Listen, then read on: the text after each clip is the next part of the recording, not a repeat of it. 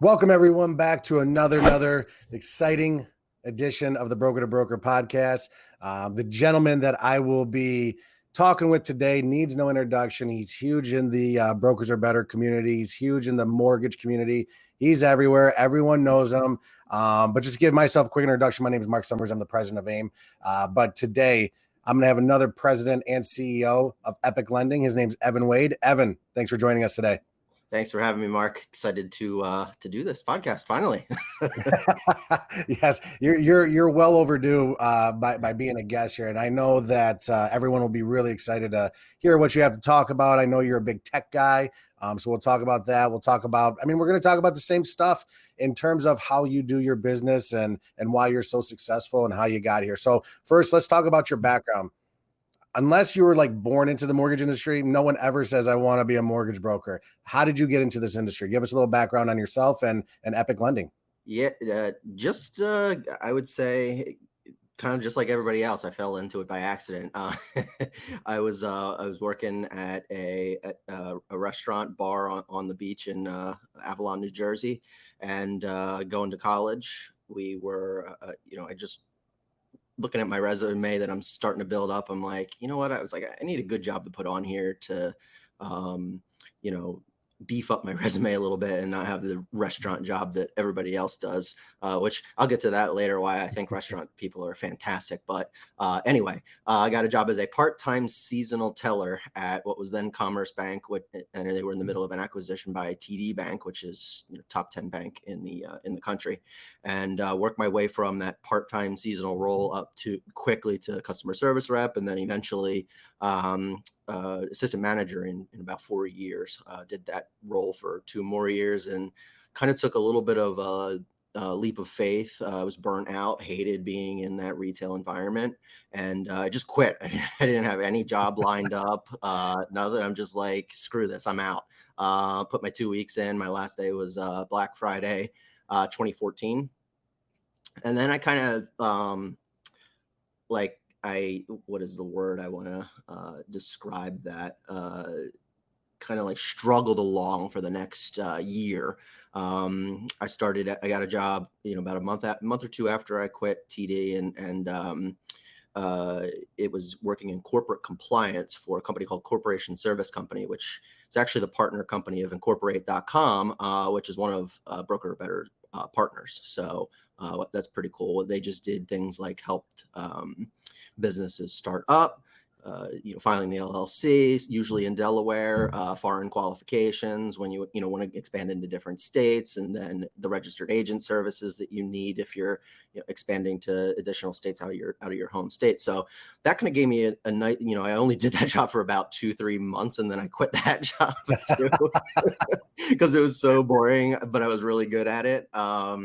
It gave me some good knowledge that I would later use on, when I decided to start my own companies. It kind of gave me a little bit of a head start because I get a DM probably once a month. What's a registered agent? So I kind of had a little bit of a head start on that. And then of course my banking background too helps out with a lot of this. A lot of that translates to the mortgage world. So while I was at TD Bank, they had the genius idea of genius being sarcastic, of opening up mortgages to customer service reps that worked in the branch, because it was the first refi boom, right after the financial crisis. So, probably 2009, 2010 ish. And, they wanted to make a splash on that refi market. So they're like, all right, we'll just get our customer service reps to be, basically order takers, because it's a bank. Everybody just kind of assumes they go to a bank for a mortgage. So, they'd all just kind of landed in my lap. And their training consisted of a 1-day class called Mortgage Pro. They taught you the difference between a conventional loan, FHA loan, VA loan, and USDA loan, and then how to take the application online. And that was it. Like, there was no other training. They didn't. I already knew what a DTI LTV was and all that from the consumer lending side of doing personal loans and HELOCs and stuff like that. But they didn't give us an LOS, nothing. So I was, I had to learn how to structure deals on my own with a piece of paper and a calculator. I didn't have an LOS. They didn't give us access to Really? it. Yeah. So I am basically 100% self-taught in the mortgage business, because just out of necessity. And I'm one of those people. I've never looked at myself as being a natural salesperson. I don't have that gift of gab. I'm not good at small talk, all that kind of stuff. So, the way I got really good at selling is I dove into the guidelines. Like I literally read them like a book, cover to cover. Not just scenario type. Like I read the whole thing, and luckily I'm blessed with a pretty good memory. So that's really how I built the baseline of my mortgage knowledge. And then, when I started getting more and more known on social media, I just kind of got known as the guideline guy, because somebody would ask a guideline, and just for whatever reason, I just can remember it. I read it once and I can remember it. So that was like the first thing that, kind of what I became known for, so to speak. And then after I left, sorry, I'm kind of like bouncing around. You're good. You're good. It's all good stuff. So after I quit corporation service company, well, actually, while I was still working for corporation service company, back then, it would have been in 2015. Back then, you had the other folder for messages, and I never knew that existed. So like anybody that sent me a message that I wasn't friends with on Facebook, I never knew about it. And then I just discovered it by chance one day. And this guy reached out to me and said that he just all is literally the only smart thing this guy's ever done. He went on an NMLS, typed in zip codes, and just started trying to find everybody that already had an NMLS ID, and was messaging them on Facebook to try and recruit them to be loan officer. So it didn't matter whether I was at a bank or whatever. He was just looking for people that at least knew what a mortgage was, I guess. So I responded to him. I was like, would you hire me part-time? Because I was still at CSC at the time. And he was like, sure, yeah. So I got on the phone with him, and he told me, he was like, you can make 125 bips as a loan officer. I'm like, whoa, because I had interviewed for an LO job at TD Bank as well, and they basically said, don't bother. They're like, you're out on an island, you get no support from the company, and you'll get paid like 60 bips. And I'm like, this doesn't sound like it's right to me. So when I found out that you could actually make some decent money in the mortgage business, I'm like, all right, sign me up. And so I went through, took the test, the exam, all that, and then right after I got licensed, I'm like, you know what? There's no way I can be successful in the mortgage business trying to do it part-time. So I quit CSC. Mind you, this is like 4 months after I quit TD Bank, and you're all over the place. Exactly. And started working for this company, this small. They're pretty big now, but they weren't big at the time. I'm not going to get too much into business name, company names, but worked for that company for about 2 months. And then my branch manager there, he decided he wanted to switch to a different company. So we switched over to that company, and I stayed there through the end of 2015. And I just had a falling out with that manager, because I thought the margins at the next company I went to were bad. The company I left before that, that was just my first taste of the retail channel, what I feel ripping consumers off. And it was 100% disabled Air Force veteran that, I wanted to get her. I think it was like a quarter percent better rate. And I think it would have cost like $600 or $800 or something like that. So we're not talking like a massive amount of money here to try, get a pricing concession. And so like we basically got in a shouting match. Like that's not common for me. I'm a pretty, I play pretty well in the sandbox. I'm a little, I'm a direct Jersey boy, but I'm not confrontational. So I was like, all right, I got to get out of here. So I reached out to who was already my friend, Spiro Contosergios at Movement Mortgage. He had just started there like 6 months prior, starting up the Philly market. And I immediately left and started working for him, and worked for Movement Mortgage for 2 years. And I still think they're an incredible company. I obviously don't agree with anything they do and everything they do. And, once margin compression rears its ugly head again for real, I think that the rates are going to go back to being crazy. So all of that combined with, I mean, I'm at the end of the day, entrepreneurship's in my blood. I always knew I wanted to start a business of some sort from the time I was 7, 8 years old. Did a lemonade/snack stand at the end of my parents' driveway. Yep, and my parents are small business owners. Both of my grandfathers were small business owners. So like, it's literally like all I know. So I paid my dues working in corporate America, working for other people, but I was always looking for my exit. So like I said, I worked for Movement Mortgage for 2 years, and then I reached out to my buddy Paul Carson, who I had known for about 2 years at that point, and we became good friends. He bought a shore house at Brigantine, so we had in New Jersey, so we had that kind of connection. We hung out there, and then I just hit him up on Facebook one day, and I'm like, hey man, I'm thinking about starting my own mortgage brokerage. That's like literally all I said. And he responds, funny you say that, like I was literally thinking the same thing. So later on that week, we met at a restaurant called Firebirds in Collegeville, Pennsylvania. And we fleshed it out, and it was just, there was no hesitation. It was just like, this makes perfect sense. And at that point, I had already learned enough about the broker channel to know that it was the place I wanted to be, from, friends of mine like Chastity Graff, Glenn Groves, and a few others that I reached out to for advice. And I actually reached out to Chastity before I went to Movement Mortgage, and I was thinking about starting a broker shop then, but I just wasn't anywhere near in my career established to be able to do that. I have a high level of respect for people like Casey Finn, that he started a brokerage, owns a brokerage, and had never written a loan before. He was just Like, on a podcast and he told me that. I said, you've got to be kidding me. Literally blows my mind that he did that. Like, because learning the mortgage business and how to be a loan officer is hard enough, let alone learning how to run a business too. So like I have a lot of respect for that dude, for sure. He's something else, but we love Casey, and a lot of names you were dropping there.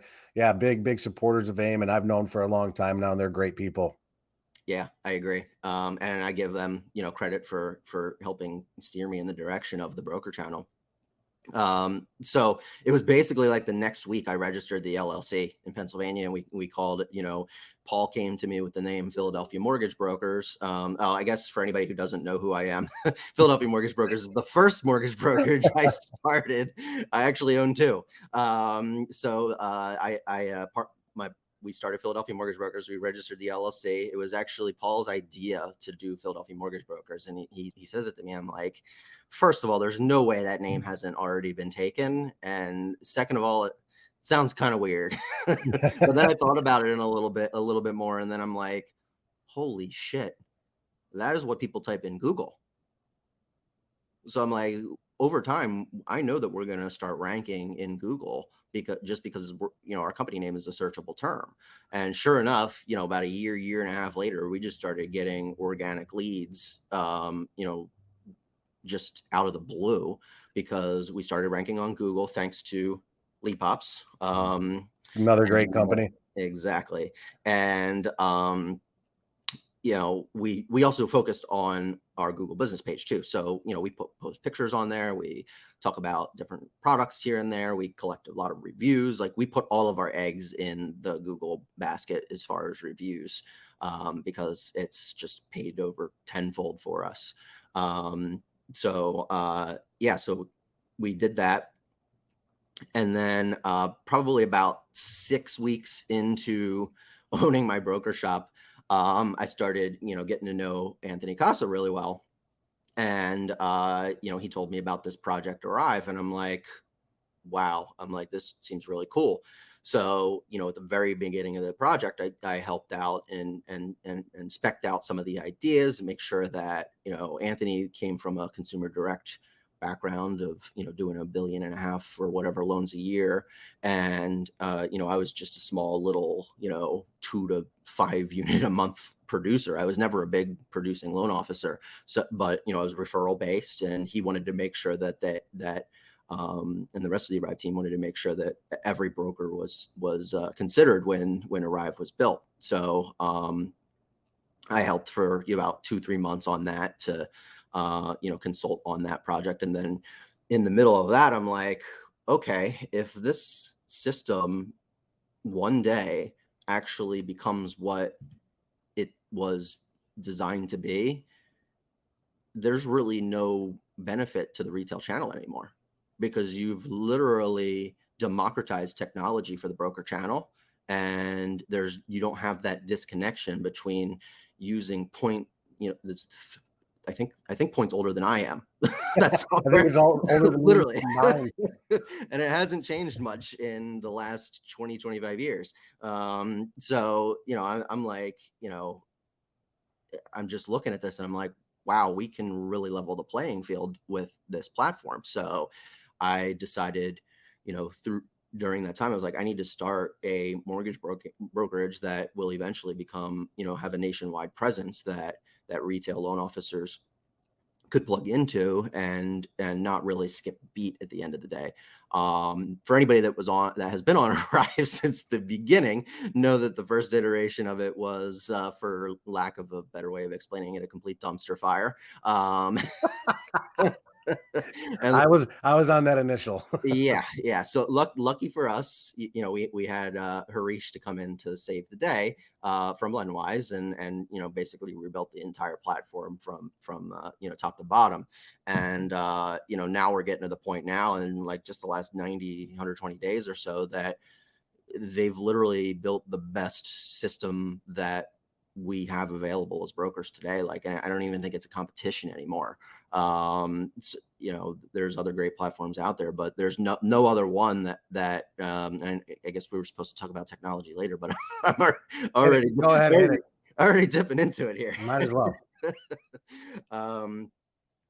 So yeah, I mean, just it's incredible, and I've never seen anywhere really in any industry that iterates new updates every 3 to 4 weeks with new features, bug fixes. Some bug fixes they'll do like that same day, and they'll push a hot fix out. Like, they're just so aggressively making that platform better and better. And I think their true differentiator is they listen. Yeah, I agree.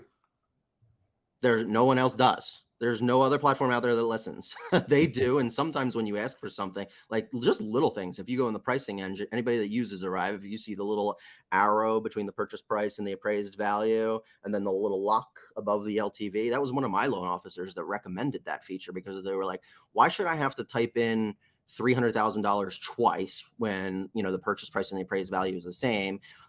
Or I know that my borrower wants to put 20% down, but they want scenarios, if they're going to buy a $200,000 house, a $250,000 house, $300,000 house, you just lock the LTV, and it just saves time. And it seems a little trivial, but when you're either a high producer or, you really want to make the best use of your time, little things like that make a big difference.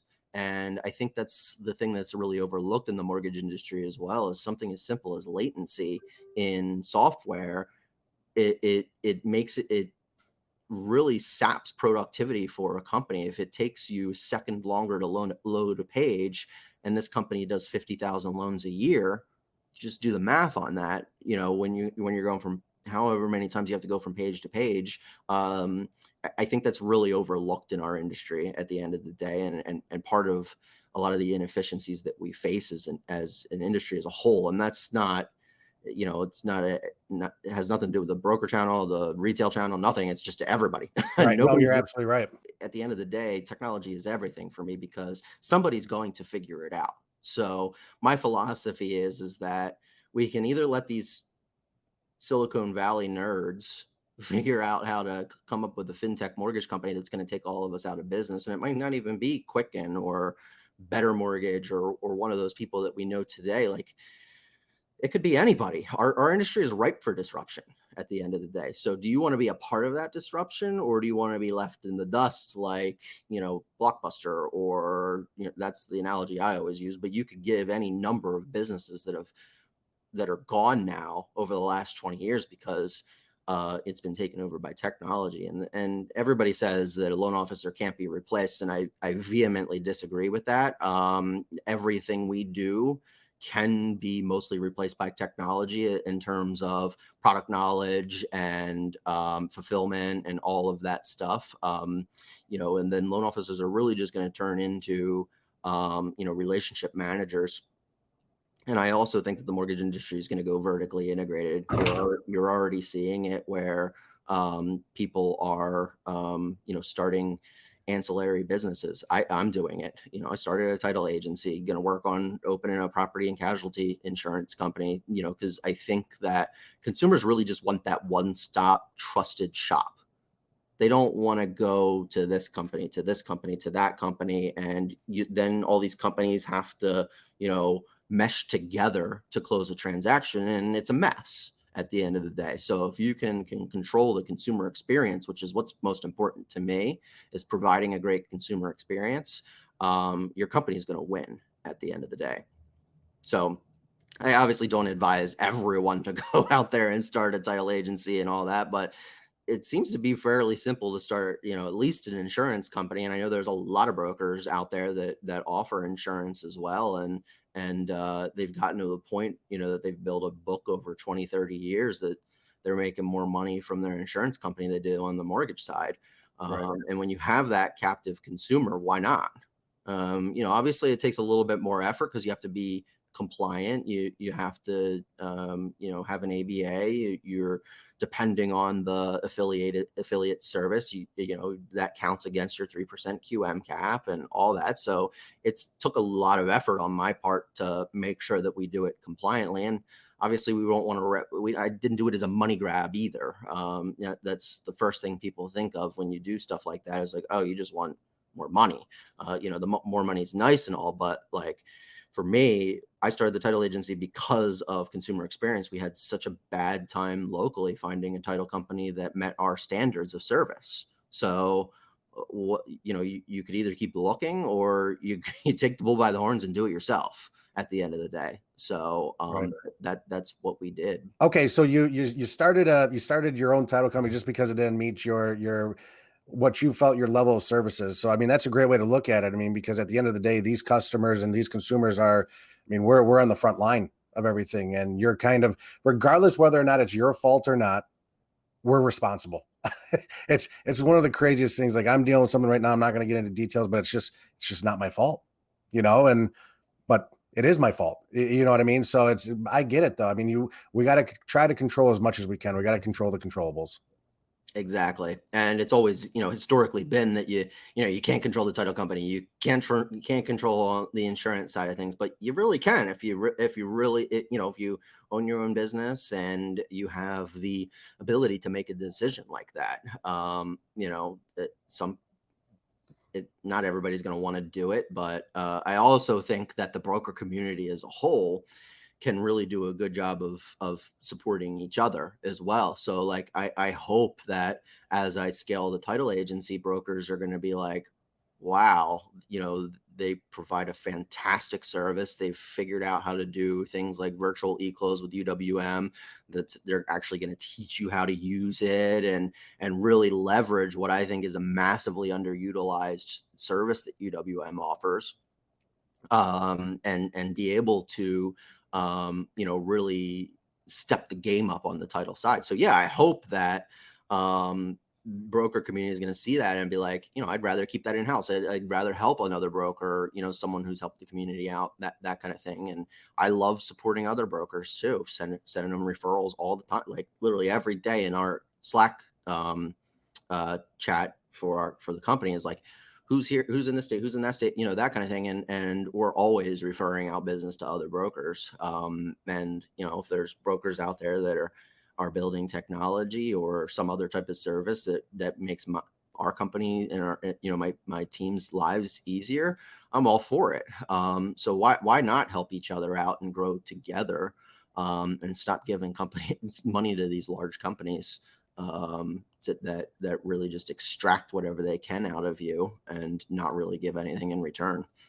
Yeah, no, and I love how the broker community has, you know, in the last 3.5 years has really done a 180 and truly supporting each other for the most part. And that's arguably my favorite thing about AIME in this community is that I always tell this story, like if this was 4 years ago and I was talking to Evan Wade, He was my competitor. I hated him. I don't know why, but he was my competitor. And it really, no, we can do this together. We can grow together.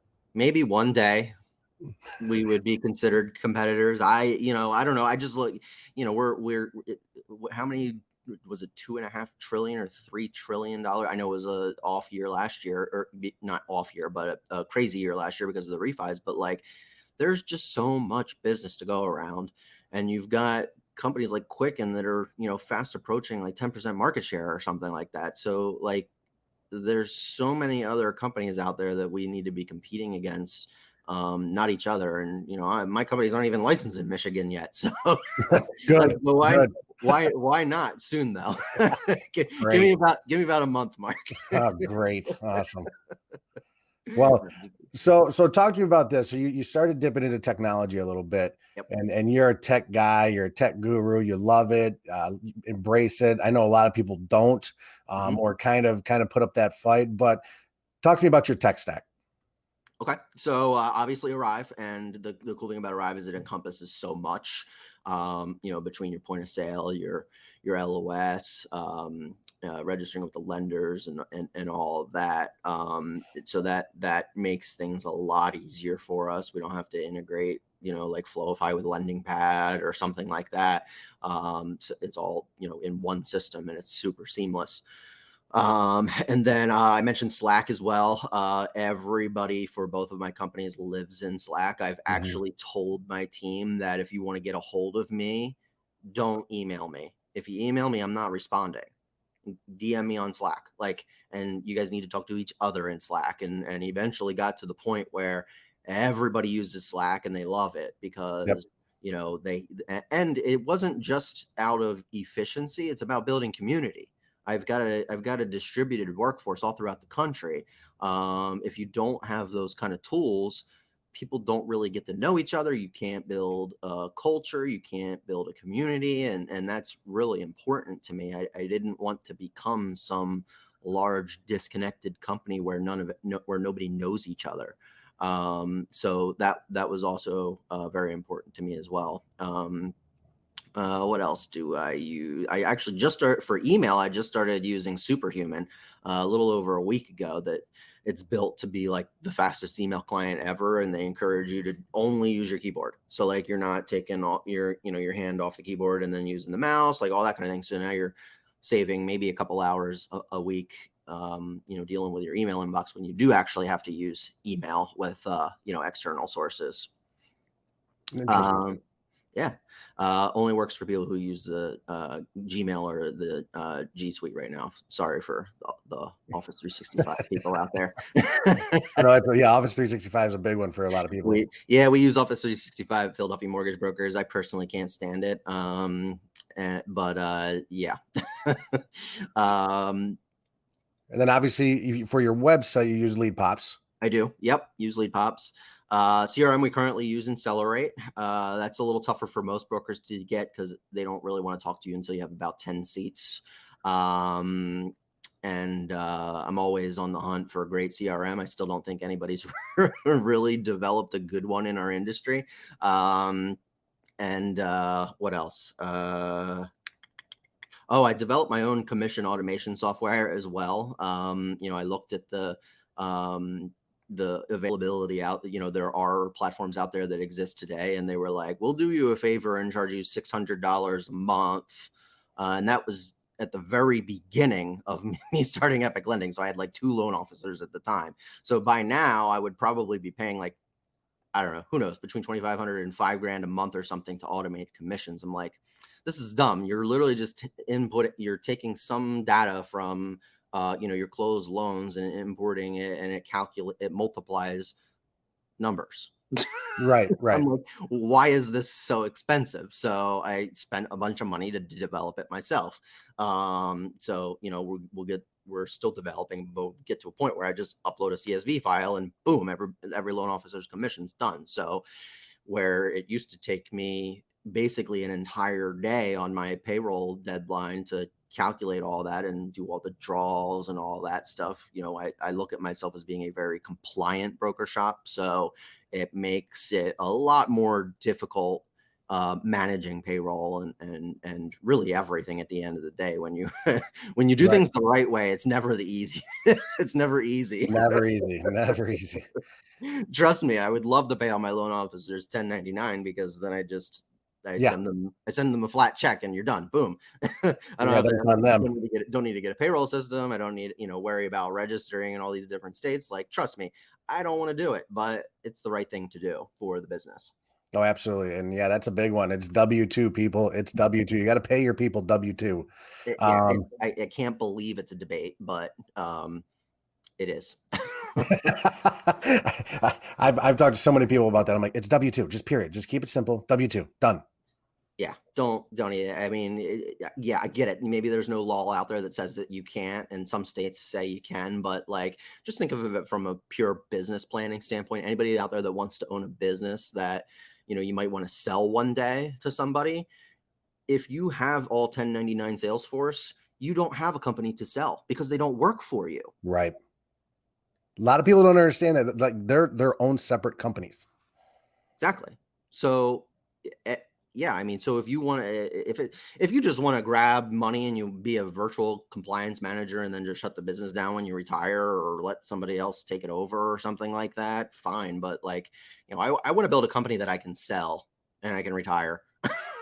I don't want to build a company that only lives because of me. And I've said this a few times on Facebook, and people get really, really butthurt about it, is that I say, you don't, if you, until you have a business that outlives you, you don't own a business. You're a sole proprietor basically until you have a business that can outlive you, that lives on its own. And I still haven't gotten to that point. I don't look at my businesses as being real true businesses yet, because if I go out and on the Market Street here in Philly and get hit by a bus and die, the Yep. company's going to fold. I don't think it's going to live without me. The loan officers are just going to go elsewhere.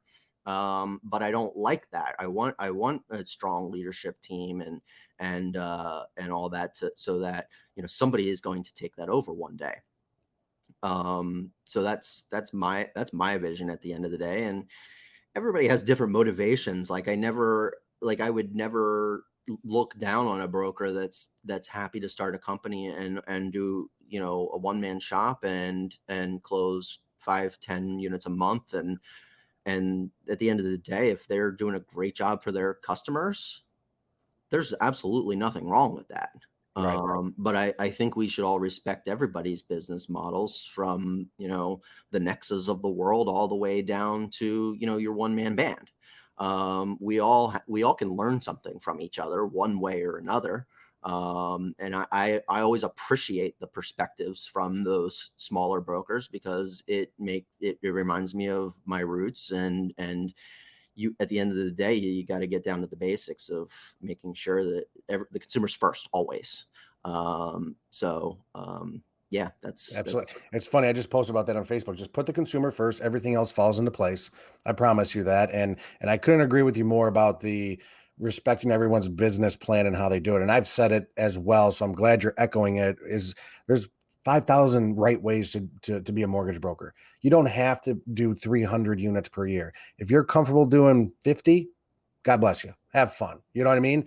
It's everyone's a little different, but there's also that fine line of trying to push yourself to be the best you can, because you are helping the consumer. Yeah, you should always be striving to get better, no matter what. None of us know everything. All of us can challenge ourselves to do. There's something we're not good at.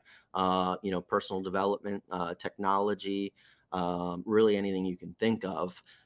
There's always a way to get better. Like, personally, this year, my big, like, outside of business, I want to become fluent in Spanish. So I'm like almost 150 days straight doing at least one lesson on Duolingo every single day, like clockwork. And I hope to be able to be fluent in Spanish by, my goal is by the end of this year. Probably not going to hit that, but Hey, you're trying though. maybe next year. But I'm getting better, and I spend a lot of time in countries like Costa Rica, and then Puerto Rico isn't a country; it's a U.S. territory. And I'm starting to be able to understand what people are saying, even though I can't really speak it or write it. So it's kind of cool just getting to that point where, you're learning something and you're getting better. And the other thing I'm working on too is getting my pilot's license. So there's things that you got to do, both professionally and personally to get better. And on the professional side, I'm always looking, how can I be a better leader? How can I treat my staff better? There's a lot of different ways that you can do that, and both from the way I treat them and what I offer them, and the team as a whole, treating each other with respect, and building them up and helping everybody else get better. And I think that's what I really like the most about my companies, is that, everybody seems to be in it together and help each other out. Like, I got, just as an example, I had one loan officer ask about well tests for VA loans, and then another person in the other side of the country hopped in and said what the requirement was. And I'm just like, all right, this is cool, because it used to be that they all just came to me. Right. And I just started to get all overwhelmed. So when I see stuff like that, I'm like, this is awesome. Like, everybody's just getting better together at the end of the day. Absolutely. I'm a big team guy as well. You know what I mean? Helping each other out. I actually feel better about helping other people out than actually helping myself, which is kind of sick and weird, but it is what it is. But okay, so we got a little bit of time left here. So one of the things that, if people don't know, one of the things that AIME is doing, and I absolutely love this, is we're building out these committees. Mhm. So like, I'm part of the government affairs committee because I've been doing that for over a year and a half, and we got a great committee.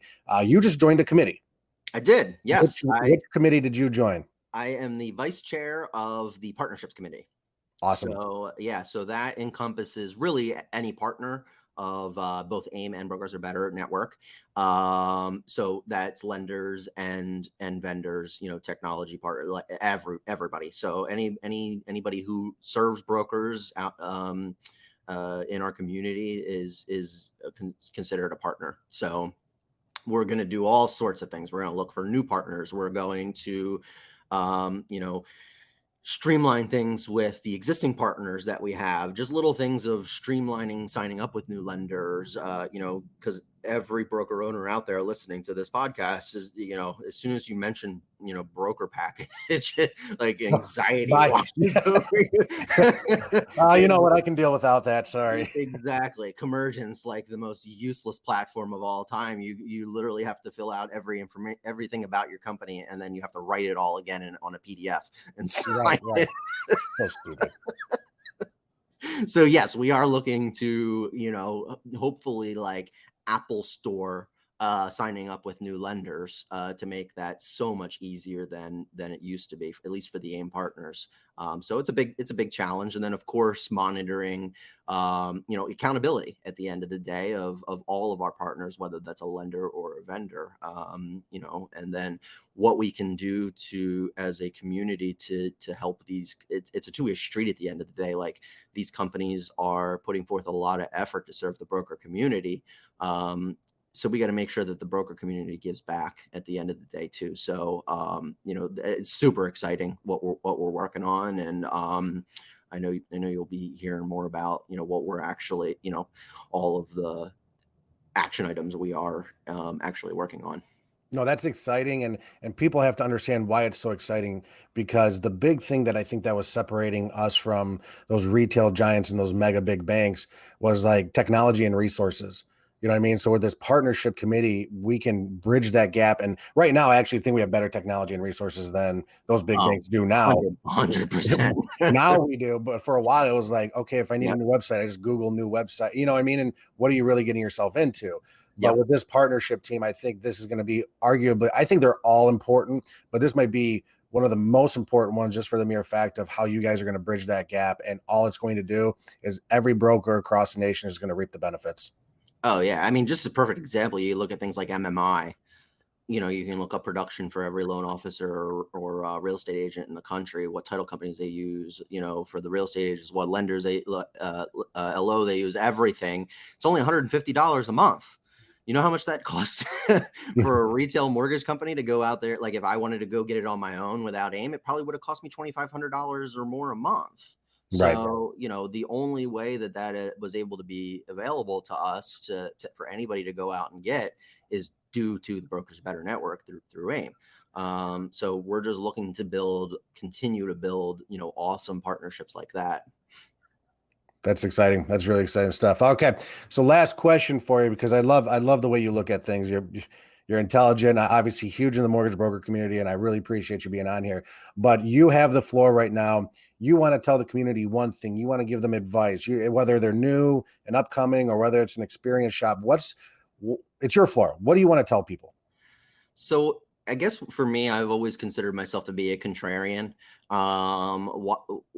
Why try to do things exactly the same as everybody else does? We do all sell the same products basically, but there's different ways of going about it. Just do things differently. Like I want to grow really quick. So, what I'm deciding to do is going out and raising capital through equity financing. And we're that's how I want to grow. And it's not something your typical broker shop is going to look for or be able to do. So, there's all sorts of different ways to go about that growth, but do something different and be different one way or another. And who cares what way that is, and to differentiate yourself at the end of the day. And whether that's create, a really catchy or interesting brand, like, you got the Hussy team with his Huss Bus. You got,